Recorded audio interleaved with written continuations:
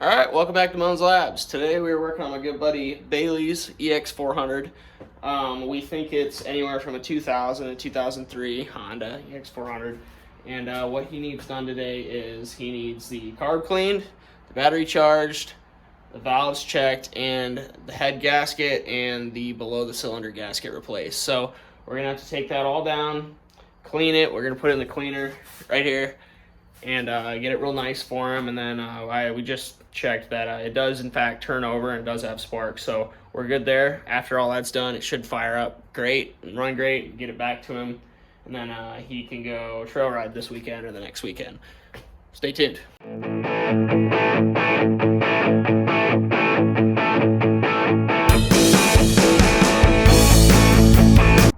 All right, so first things first is I lost my impact, but now we got it. So I think the plan of attack here first should be to pull the carb out, get that out of the way. I think it'll make getting the head out a lot easier. But we are going to loosen the top of the head nuts just because they're so easily accessible, and we got the gun now. So we're going to piece this out little by little, and then, we're going to assess the damage, see what we need to order for parts, and then hopefully wait a week and it's here.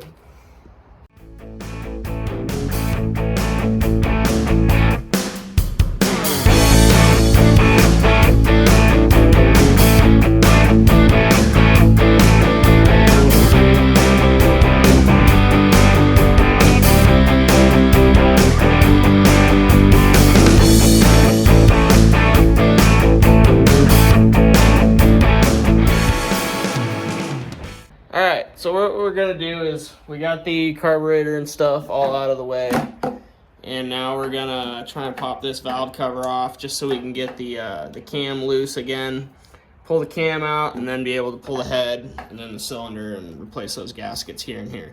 So, or here and here, sorry. But that's the plan. More time lapse, more time to go. Keep watching. Thank you.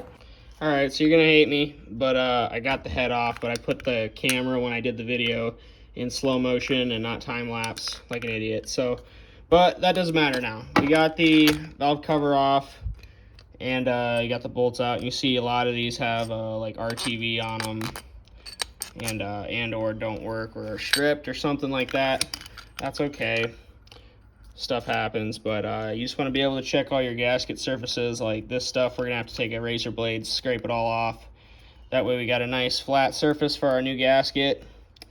And now we're on to the cylinder. But we got the cams, or the cam I should say, Honda single cam.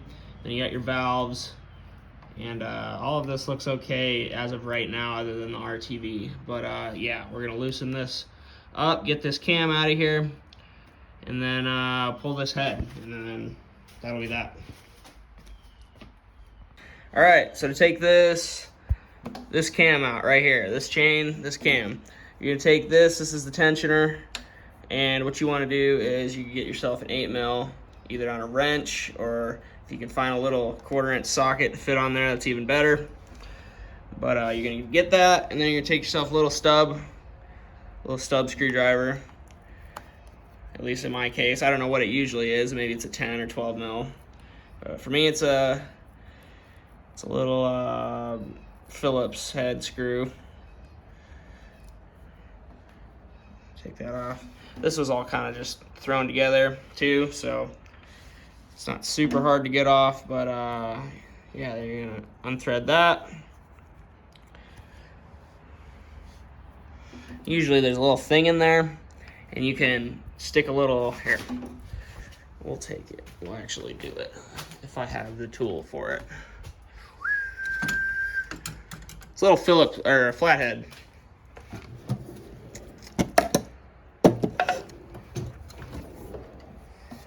Somewhere. So, I haven't been doing a great job at actually showing you guys how to do this stuff if you don't know how to do it. So, the next step when you have this valve cover off is you need to get that cam out, that gear that's on top that's got the chain going over it. You need to get that out, and this is the only way you need that it's going to ever come out. It should be super tight when you take this valve cover off, and you'll ask yourself, how am I going to get it out? Well, you don't have to cut the chain, you don't have to finagle anything. What you have to do So you have to get your timing chain tensioner out. And a lot of people know how these work. But for those of you that don't, this is how they work. So it'll be on the side of your bike or your motor or whatever you got, and it'll sit right there, okay? And that's the only way this is gonna come out. It'll loosen this up. It's gonna sit right there. Again, 2000 to 2003 EX400. It's pretty similar though in a lot of 4-strokes. They sit on the edge of the cylinder or edge of the head sometimes, I think. But this is how they work. So basically what you want is there's going to be a little thing on the end of it right here in the center.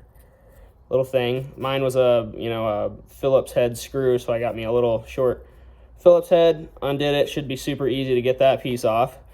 And then you're going to have probably an 8mm on both pieces here that bolt it to the side of the cylinder. And that can come out when you're taking it out. It's less important, but you can usually just unscrew those and pull this off, and it comes out kind of like fully extended like that. Well, this is the tensioner. It keeps your chain on that gear tight, because if it doesn't, then it's going to start skipping timing, and then you don't want that. It's going to be really, really, really bad for your engine. So what you want is you want to keep that, keep that tight when it's going back in. It's really important you get this right when you go back in. But for those that don't know, take the smallest flathead that you got. Mine's a little socket drive thing. Super great, but they sell these little pieces that Napa or whatever. And tiny ones. If you ain't got one, you can kind of make one sometimes, but tiny one. And what you do is you feed it in there, and then if you tighten it, which I'm gonna need both hands for, but my hands are oily. Yeah, so if you start tightening it, it should start to suck this pin in. It should start to reel it in. It's a little spring-loaded pin. So here, I'm trying to figure out a way to show this. Start sucking the pin in. And then you'll get to a point where it's all the way in, kind of like that. It should only move like an inch or, 3/4 of an inch in. Then you can let it go. You'll get it all the way to end, it'll click. You can leave it there. See, I can leave this here, kind of like that.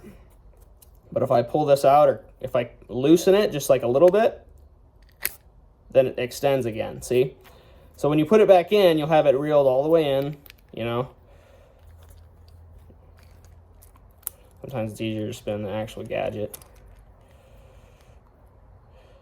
And then when you put that into your bike or your motor, and then you're gonna just loosen this, crack this loose, and it'll extend and it'll push against a little guard, and that's what keeps your chain tight on your cam. So for those of you that don't know how to work one of those, that's basically it. They're super easy.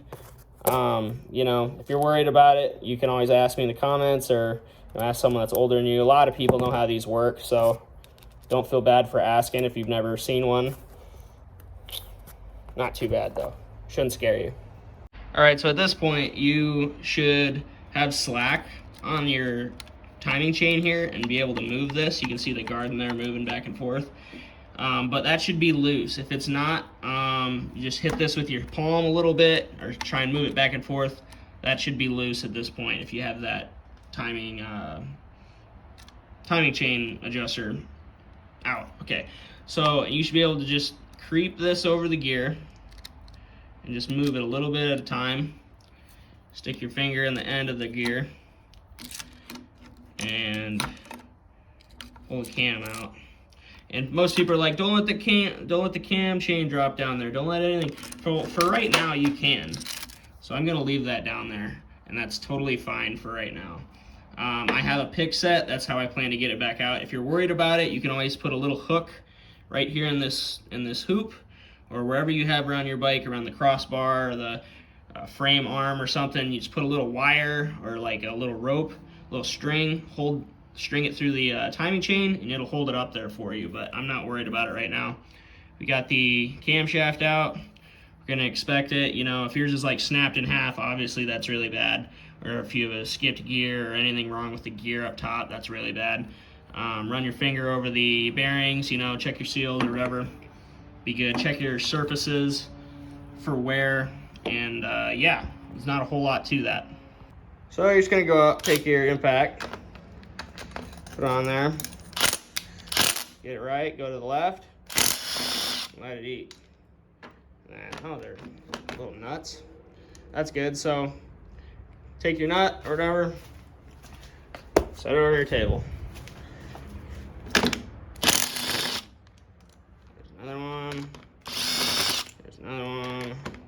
There's another one. Okay. And just don't lose those. If you have a thing of losing things or dropping things downwhere, I suggest y'all get a magnet. They're super great. I just take my fingers, fish them out.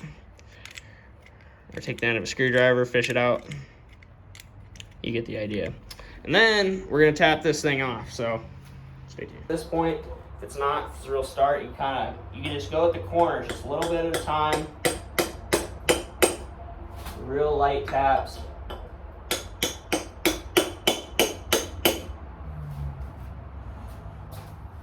Take your time with this part. You don't want to break anything. See it start to jump.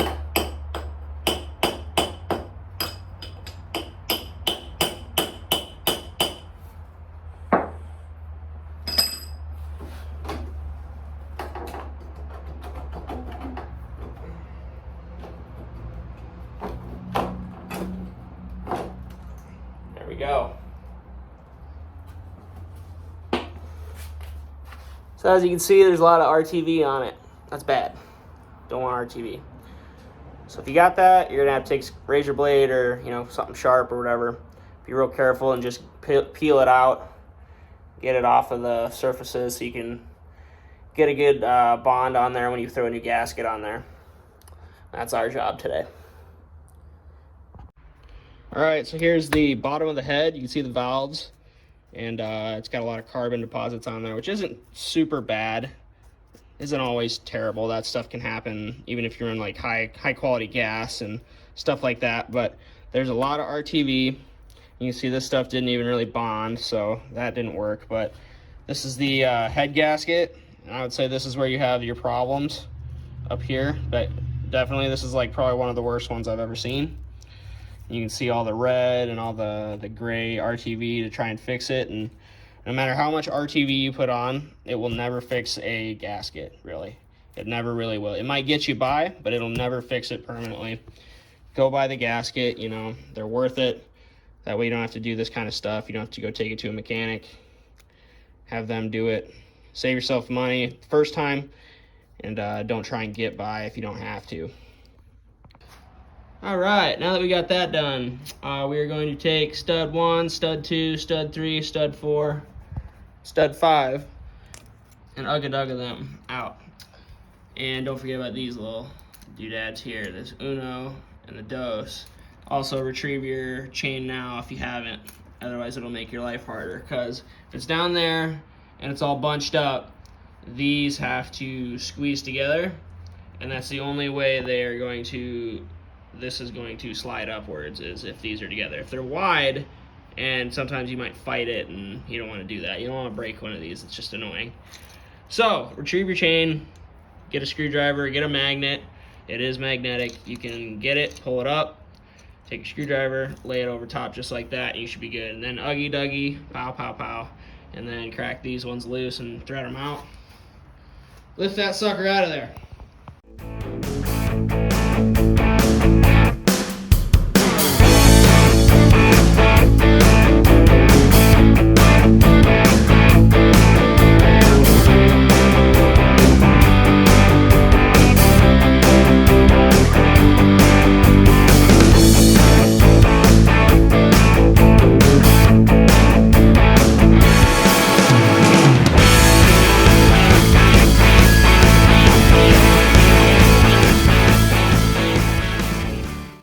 Alright, what we're looking at here now at the bottom of the cylinder is another gasket failure, just like we thought. While you got it here, you should just look inside and check your crosshatch. Run a flashlight in there, make sure all that looks good. Don't have any nicks or scoring going on in there. These were pretty tough to get with my electric impact, so They were a 12 millimeter. I used a 1/2 inch drive extension, little 2-inch extension there, and I just broke it loose. And then once you break it loose, you should be able to ratchet it once or twice or whatever, and then finish it with the 12 millimeter 3/8 drive on the impact or whatever. If you got an impact that can do it, great. But I had to do it by hand, so just that. These are different sizes, or not sizes, but they are different heights, which is okay. I just put this on there just to see, but it all lines up, so it's okay that these are different.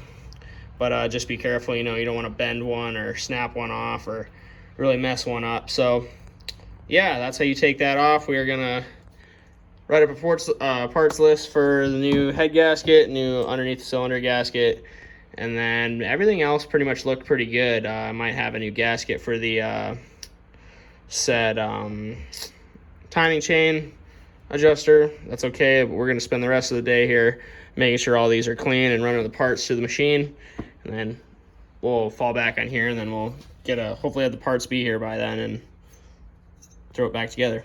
All right, if you liked today's video, make sure you drop a like and a comment down below, and a huge shout out to my guy Nate at 835 Suspension for helping me hook up these parts for this bike here so we can keep riding.